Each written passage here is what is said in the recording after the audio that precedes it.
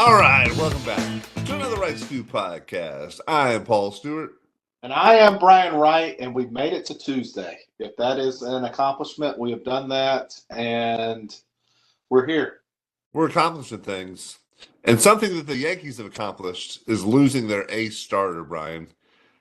Garrett Cole out with Thomas John surgery, more formally known as Tommy John surgery. So he's going to miss the whole season. Brian, I got on my soapbox about pitch counts. There's supposed to be more care, more everything for all these arms these days. But there's more people getting hurt. What are we doing? Well, I think there's more guys knowing and learning how to use their body to throw harder. I think it's really difficult to strengthen that ligament specifically, even though you may strengthen everything else that allows you to throw, that 95 to 97. Obviously, Cole's still got a lot left in the tank. I think I saw he still had 4 years, $144 million. Yeah. Baseball, greatest contracts ever. He's still getting paid this year. Have a little surgery, a little rehab. Will be ready to go, I would imagine, by next year. Most guys, about a year is about what it takes. Yeah, it's shorter now than it ever has been in the past. But, man, it's just so disheartening. Like, so when I pitched, and everybody I knew pitched, like, nobody was holding back. Like, I was trying to throw everything as hard as I could.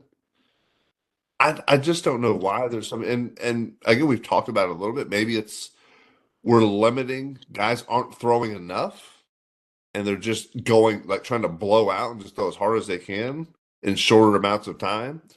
But, man, it's disheartening to see, like, that's a big blow for the Yankees. I mean, it gives somebody else a chance to step up, right? Max Fried's over there now, so he steps into that big role. But, man, you hate to see that, especially a guy who's kind of the face of a organization, face of baseball, especially on the pitching side. Yeah, I really hate to see it. Well, I think he won't be the last one this year. You can almost guarantee that. Unfortunately.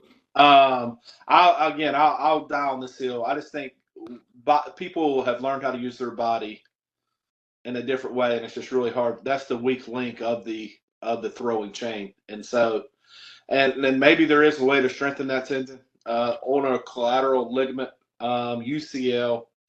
Obviously they've done a great thing. I mean, at one point in time, Paulie, not even really that long ago, 55, 60 years ago, Cole would have been done. All these pitchers would have been done. Yeah, I mean, that's fair, right? Yeah, there's definitely, they're coming back now. They have a surgery. There's a lot of medical advancements, but at the same time, there's supposed to be a lot of technological advancements and all, like you're saying, with the biometrics and all that. And like I said, man, just people keep getting hurt, and I mean, I don't want to be. I would say it has not been figured out. So anybody who acts like they've got this perfect plan of what exactly you're supposed to do and how your body's supposed to perform, I think the empirical evidence, we don't have it figured out, or you wouldn't have this many injuries.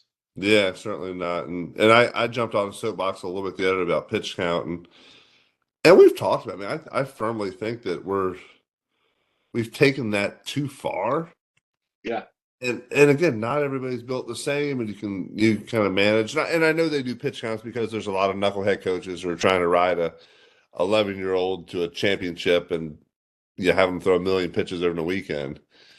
But at the same time, you got to know your body. You got to know what's going on, and I don't know. Maybe some people are just born. You're only born with so many bullets in your arm. Right? That's where I was getting ready to go. You only got so many, right? And maybe Garrett Cole's probably throwing, maybe the 25,000th pitch was the one that just snapped it for him. Maybe that was it, right? But he's had a pretty good run. Obviously, UCLA guy. Obviously had a lot of success in the big leagues. Yeah, he's had a good run. Yeah. And he's not done. He's not done. He'll be back, probably throwing a little bit harder. It seems to be about, these guys come back and, sometimes they throw harder. Yeah, which is I guess crazy, but yeah, I've even heard stories of guys talking about they try to blow out earlier so they can come back, and it's like, gosh, that just seems so counterintuitive and wild. But I mean, maybe that's the thing. I would never encourage that. Doesn't seem like something that's great, but yeah, here we are in 2025 talking about blowing out early to to get back on the mend even earlier. So wild times we live in. And speaking of wild times, Brian, quarterback carousel in the NFL kind of bouncing around. Your boy, your Carolina Panthers, Sam Darnold, heading to the Seahawks, got $100 million deal. Justin Fields going to the Jets, the Jets. And I guess that leaves Russell Wilson in Pittsburgh. But there's also been the old Aaron Rodgers name floated around in Pittsburgh, just floating around. What are you thinking about that? Do you like that idea? And I Well, guess I don't the know. Steelers just signed DK Metcalf as well, right? I tell you what, with Pickens and Metcalf, it'd be a fun. It seems like it'd be fun to be a quarterback in that organization. Russell Wilson's had a solid year. I think both Aaron Rodgers and Russell Wilson, without a lot of help around them, you feel like maybe their magic to carry a team is maybe done. Sam Darnold to Seattle, good for him, dude. I like a redemption story. Was kind of written off with the Jets, looked awful with the Panthers. But I will say, when he was with the Panthers, you could tell, man, the ball come out of his hands so just quick and a little bit different than a lot of other guys. And clearly got with a good coach. With the Vikings, had a great year. Yeah, Obviously, JJ. Sam Darnold he's only 27. He's only 27, man. He's coming into some really good years potentially, and was one of those kind of prodigies, big time quarterback out of Southern Cal. Yeah, was a stud, right? And got to a couple tough spots with dude, he was on the Jets and the Panthers. It's not like he was on the 49ers or the Steelers or the whoever it is, right? A solid just Essentially, well-built two organization. dysfunctional franchises at this point. Yeah. You So, know, and then he goes to and I don't think anybody expected him to do what he did last year in Minnesota. And yeah, had a couple stinkers at the end that kind of soured the taste of it. But I guess they're sticking with McCarthy and they think he's the guy moving forward. And yeah, I'm really excited for Sam Darnold. He seemed like a solid quarterback for the Panthers when he could be when he had a little bit around him. But excited about that. But what does Aaron Rodgers to Pittsburgh? Does that get you excited? I find myself liking Aaron Rodgers, but I also find myself feeling like I'm not. He's not. He didn't move the same. I know a lot of the guys, a lot of the talking heads will talk about, hey, his last 12 games for the Jets. If you really just look at the film and not necessarily the wins and losses, he played really well. Is what they'll say. Okay. I don't know. They didn't win enough for it to matter. And I would say there's just so many dynamic quarterbacks. I don't know if he's a top 15 guy. I mean, obviously historically he is, but if you went in this Yeah. year, I don't know if you would put him in the top 15 just with so many guys that are so good and kind of, rising. And we haven't even seen, who will be drafted and what one rookie. Usually we have one rookie quarterback, it Well, seems then, yeah, like, the last yeah. couple of years that will be pretty special. We had Stroud, we have Daniels. Daniels. Yeah. Um, and so, yeah, I don't know. I mean, part of me says he could still go with the Giants, probably live at the same house. I think he bought a place in New Jersey when he was with the Jets. I saw some pictures, pretty awesome, seems like. I would probably be tempted if I was him to stay with the Giants. And if the Giants select him or pick him up and they don't win there, everybody's getting wiped out anyway. You might as well stay in your house for another year. And if I was him, you know, but if you wanted to have the best chance to win, um, Pittsburgh, I mean, with the guy with Pickens and Metcalf, dude, I don't know how you defend that. I don't know how Metcalf is like a whole different species. I mean, Oh wow, he's he can incredible. run, humongous. I mean, it's just really, really, really incredible. Well, and the other thing, I mean, it was interesting. I heard somebody kind of giving a little oral history of Mike Tomlin the other day, and they said the problem with Mike Tomlin is he's too good to get a good pick. Like they're never going to get Now, Pittsburgh will hate on him. Pittsburgh fans hate on him. But go ahead, let's hear yeah. that Well, perspective. they're basically saying they're never going to get a top five pick because Mike Tomlin is too good to let them lose. Like they haven't had a losing record. I mean, they've been 500 or above for like whatever the last 20 years or whatever it is, and so, that just shows you how good Tomlin is because he had Big Ben for a little bit, but he hasn't always had great team. But I mean, he is just a great leader, a great coach, and And I mean, they've been trying to get him out that door, some of those Pittsburgh fans, for a couple of years now, because they haven't, won a lot, right? Or like in the playoffs.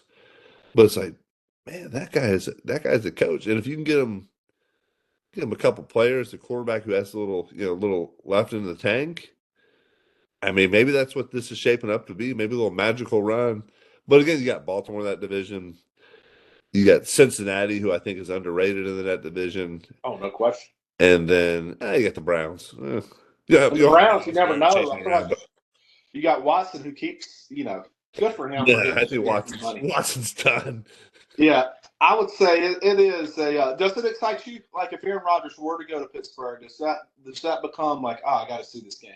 I'd watch the first couple games. I think he would be on that Sunday night NFC game or NBC and on that first game of the season. He'd be on that one. Or Monday night, it'd be a prime time game for the first.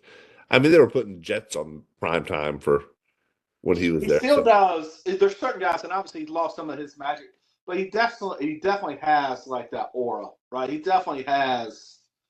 He's kind of got that almost magnetic. May not be the right word. Polarizing, I guess, is the right word, right? So you're either for or against. And yeah, that's always been the things, even Trump and a lot of the great people who have great success from a leadership standpoint are somewhat polarizing because the people that really pull for him pull extremely hard for him. And the people that pull against him pull extremely hard against. It's rare to that's be true. really great at anything and kind of be liked by everybody, right? Yeah, Most leaders have kind of that tug and pull, if that makes sense. I mean that's kind of what happened with Tom Brady, right? And we've talked about that, right? You go from the underdog to the winner to the you're winning too much. Let's knock you down a peg, right? So I think it's just the nature of it, man. You start getting a target on your back, and Aaron Rodgers he's been on a lot of the talk shows as well, and yeah, has his own kind of stuff he does, and Well, he does McAfee, or he did during the season every yeah, Tuesday, and it was really entertaining for a while. It got to the point to where I almost think I'd heard the Jets were willing to have him back if he's willing to be done with the weekly TV show, weekly interviews with the uh, Jets. I mean, they with thought McAfee. they thought it was It's, a distraction. yes, and so I don't know if that's the case. I don't know if that's true or not true, but I had heard that. But I also think that you get to a point. I mean, we're not that much older than Aaron Rodgers. Not really, not a couple years, yeah. So you imagine like still being treated like football has a different culture than baseball. Football's culture is very babysitter esque. Like even in minor league ball, dude, you were kind of responsible for yourself. Like you could Yeah. go out and hang out, and if you did too much, that was on you. That was your fault. You weren't Oh yeah. having bed checks. You weren't having to stay at.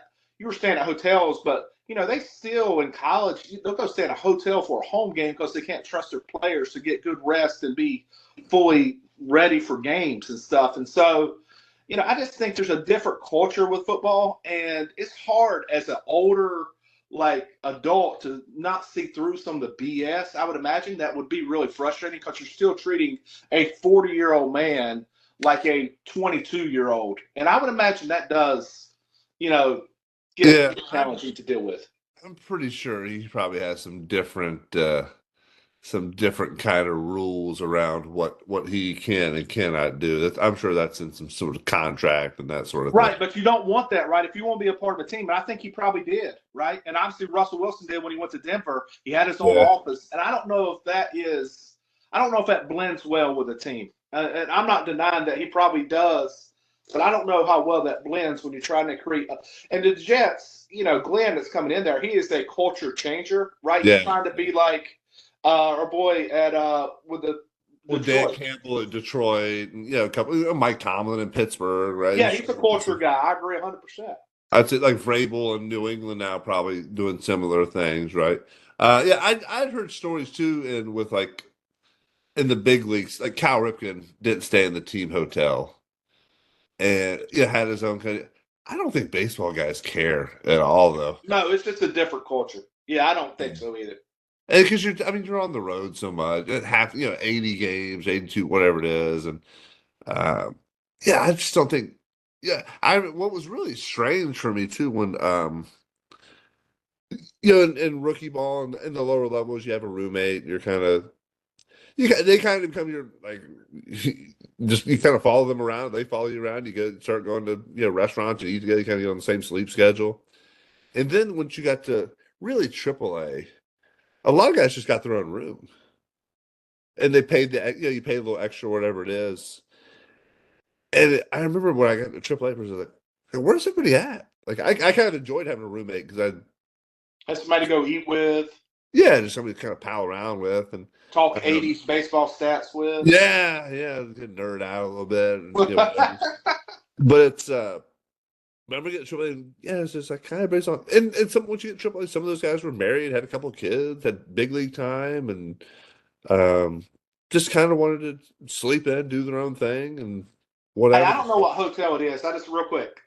Uh, like Mookie Betts was saying, one of the hotels that they're supposed to stay in as a team, and I'm not sure where it is, Milwaukee, or I'm not sure where it is, that is supposedly haunted. So he stays in a different hotel. Were there ever any hotels where you guys stayed where you're like, this is sketch, or I don't feel Dude, comfortable, I hear they noises? said, yeah, I joke about it all the time. So the Lackawanna Inn in Scranton, Pennsylvania. It's a home of, one of my favorite shows ever, The Office. The Lackawanna Inn was like an old train station.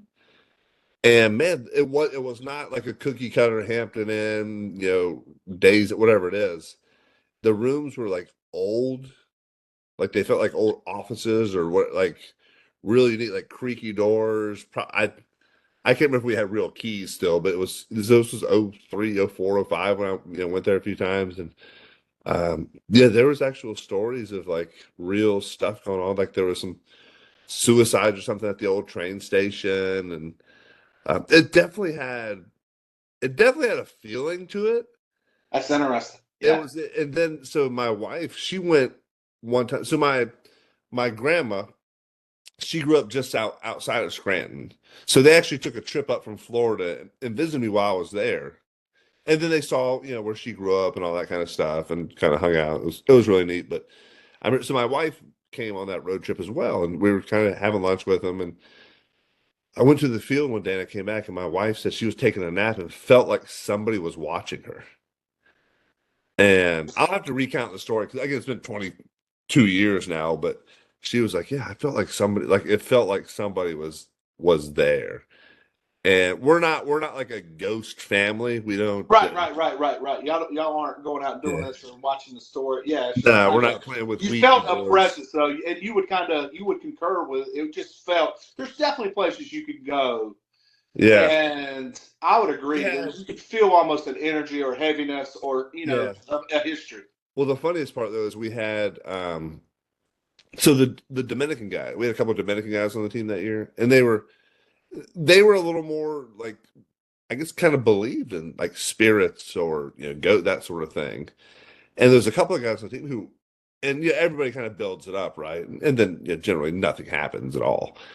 And we have one guy on the team, Jason Shield. He made it up to the big leagues for a little bit with the Padres and Red Sox, a really short time, but yeah, hard thrower, I think from Georgia. But um, so Shield was kind of building it up, leading to the trip there for the first time, and he ends up getting the maid's key.